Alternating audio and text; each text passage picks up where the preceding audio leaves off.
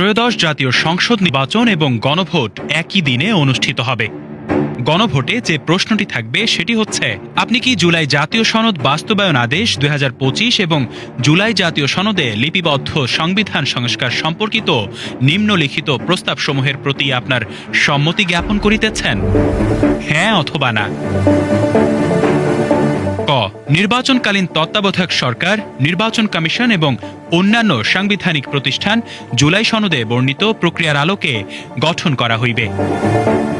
খ, আগামী জাতীয় সংসদ হইবে ২ কক্ষ বিশিষ্ট ও জাতীয় সংসদ নির্বাচনে দলগুলোর প্রাপ্ত ভোটের অনুপাতে ১০০ সদস্য বিশিষ্ট একটি উচ্চকক্ষ গঠিত হইবে এবং সংবিধান সংশোধন করিতে হইলে উচ্চকক্ষের সংখ্যাগরিষ্ঠ সদস্যদের অনুমোদন দরকার হইবে। গ, সংসদে নারী প্রতিনিধি বৃদ্ধি, বিরোধী দল হইতে ডেপুটি স্পিকার ও সংসদীয় কমিটির সভাপতি নির্বাচন, মৌলিক অধিকার, বিচার বিভাগের স্বাধীনতা, স্থানীয় সরকার, প্রধানমন্ত্রীর মেয়াদ, রাষ্ট্রপতির ক্ষমতাসহ তফসিলে বর্ণিত যে ৩০টি বিষয়ে জুলাই জাতীয় সনদে ঐকমত্য হইয়াছে, সেগুলো বাস্তবায়নে আগামী সংসদ নির্বাচনে বিজয়ী রাজনৈতিক দলগুলো বাধ্য থাকিবে।